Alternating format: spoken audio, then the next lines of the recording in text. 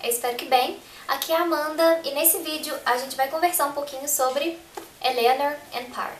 Eu postei um vídeo com uma música no meu outro canal que eu acredito que combina bastante com esse livro aqui. Eu vou deixar o link por aqui na tela para que vocês possam escutar. Eu já comentei isso em outros vídeos, que é muito comum que eu fique imaginando trilhas sonoras para os livros enquanto eu tô lendo.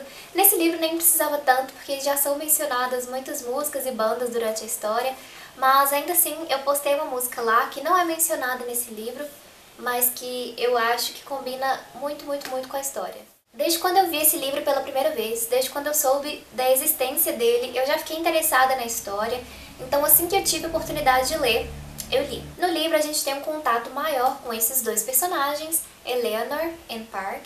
Eles são adolescentes de 16 anos. Os pontos de vista se alternam, então em alguns capítulos a gente tem a história sob o ponto de vista da Eleanor, narrada em primeira pessoa pela Eleanor, e em outros capítulos a gente tem a história sendo narrada em primeira pessoa pelo Park. Eu adoro isso, já comentei 1000 vezes, mas reforçando mais uma vez, adoro quando em um livro a gente tem o ponto de vista de mais de um personagem, porque eu acho que isso enriquece muito a história. A Eleanor, ela é bem alta, ela é ruiva, ela tem um cabelão cacheado, meio volumoso, ela se veste de um jeito diferente, então ela acaba atraindo olhares, ela chama atenção. O problema é que muitas vezes as pessoas fazem comentários negativos, comentários desagradáveis a respeito da aparência dela. Já o Park, ele não é um dos caras mais populares da escola, mas ele também não é alvo de piadinha, sabe? O Park é na dele e as pessoas o deixam lá, na boa. Inclusive o Park me lembrou um pouco o livro As Vantagens de Ser Invisível.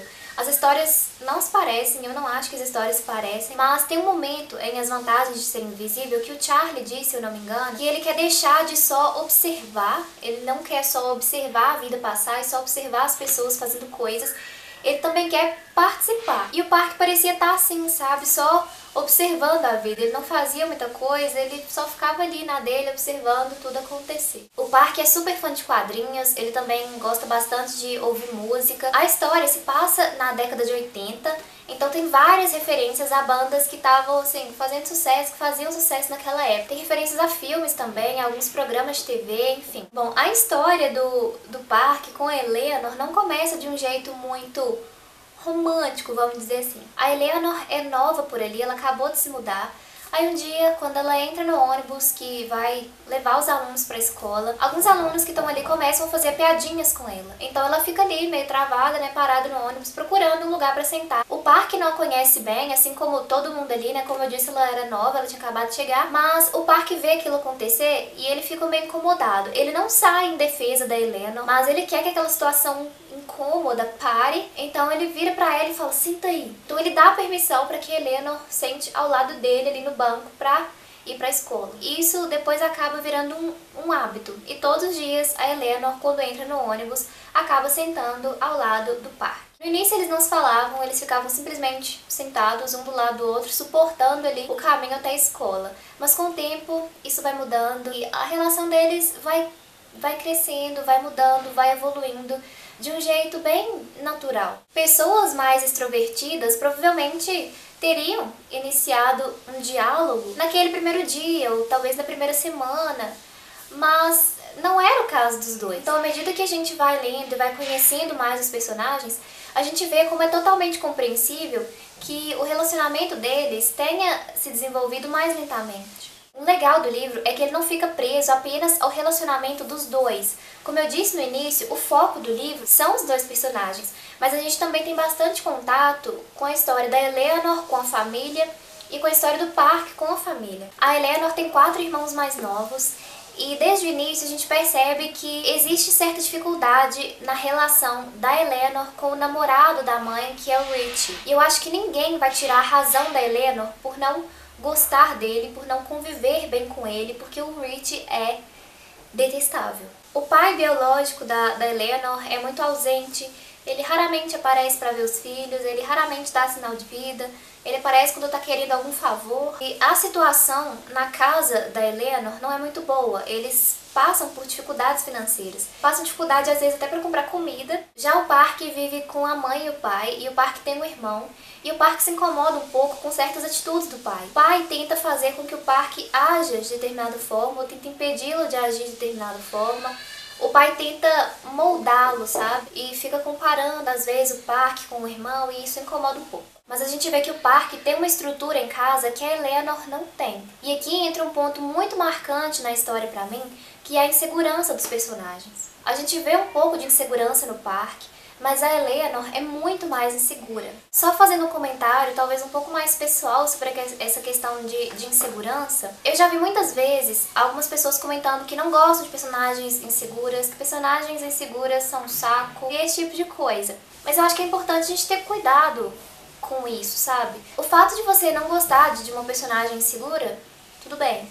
Mas eu acho que a gente não pode ignorar que isso realmente existe. Na vida real, você vai se deparar com pessoas que são extremamente inseguras. E você não tem que achar que ela tá de mimimi, você não tem que achar que ela tá fazendo drama, que ela tá querendo chamar atenção. Muitas vezes, a pessoa que se coloca dessa forma, que se coloca muito menor, é porque ela realmente se sente assim. Ela não é boa o suficiente pra nada nem pra ninguém. Então, não tenham, sei lá, falta de paciência com pessoas assim na vida real. Não ignore essa pessoa. Tenta saber o que tem por trás disso, sabe? Talvez, pode ser que a pessoa esteja fazendo drama mesmo e queira chamar atenção, mas isso não é regra.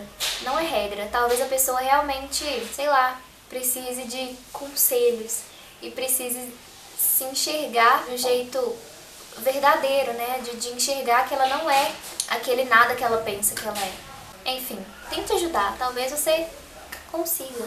Talvez você possa.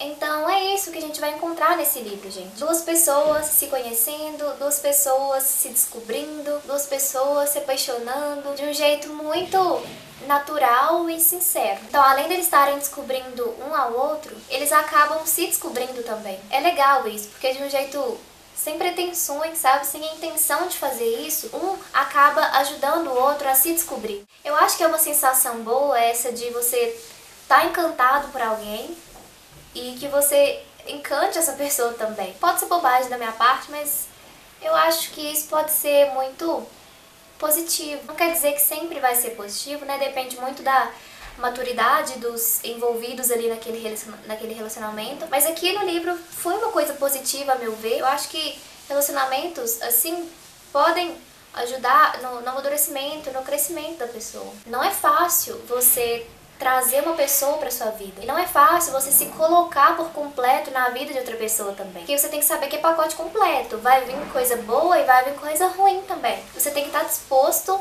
a conviver com tudo isso da outra pessoa e tem que estar seguro o suficiente pra também se mostrar completamente pra outra pessoa. Isso é uma coisa muito difícil. Eu acho muito bonito quando isso acontece. Não tendo medo de mostrar aquilo de ruim que elas acreditam que elas têm. Enfim, eu acho que eu tô divagando demais e tá sendo um vídeo mais pessoal que sobre o livro de fato, mas sei lá, não quero ligar a câmera e falar simplesmente sobre a história do livro. Eu gosto de falar sobre as sensações que as histórias me trazem, porque cada livro chega no leitor de um jeito diferente. Eu quero saber nos comentários, você que já leu, o que é que você pensou lendo esse livro aí? Me conta, me conta. Só um último comentário para encerrar o vídeo. Eu vi algumas pessoas reclamando do final do livro. Eu vi algumas pessoas se decepcionando com o final do livro. E isso me fez pensar em uma coisa, que é comum ver algumas pessoas se decepcionando com finais de histórias que são apenas normais. Talvez algumas pessoas só se sintam satisfeitas com finais extraordinários, sabe? Quando uma coisa muito boa acontece, quando uma coisa muito impactante acontece, pro bem ou pro mal, enfim. Não que eu seja contra esse tipo de final mais chocante, eu não sou, mas não tem que ser sempre assim. E o livro, ele seguiu a ordem natural. Ele foi para um caminho completamente possível. Então eu gostei do final. Meu único problema com esse livro não tem nada a ver com a história. Eu não tive problemas com a história. O meu problema foi com a revisão do livro, que deixou passar uma caralho de erro. Isso é chato, isso incomoda, isso me incomoda enquanto eu tô lendo um livro. Eu sempre anoto, quando eu tô lendo um livro, eu sempre tô com um papelzinho por perto pra anotar o que eu pensei durante a história, pra que eu possa lembrar na hora de gravar o vídeo, na hora de escrever. E quando eu encontro erros, eu sempre anoto também em que página estavam os erros. Aí depois eu tento entrar em contato com a editora pra mandar onde estavam esses erros, né? Pra que eles possam corrigir talvez em uma próxima edição. Então eu entrei em contato com a editora, que é a Novo Século, eu mandei um tweet pra eles e eles me responderam e falaram que a próxima edição do livro já tem uma revisão nova. Então, que bom, né? Tomara que a próxima edição esteja realmente com uma revisão melhor. Por hoje é isso então, gente. Eu espero que vocês tenham gostado do vídeo. Me conta aí nos comentários o que é que você achou desse livro. Não deixe de acessar o blog, de me acompanhar nas redes sociais. Os links ficam sempre na descrição do vídeo. Obrigada por ter assistido até aqui. Um beijão pra você, boa semana e a gente se vê por aí ou no próximo vídeo.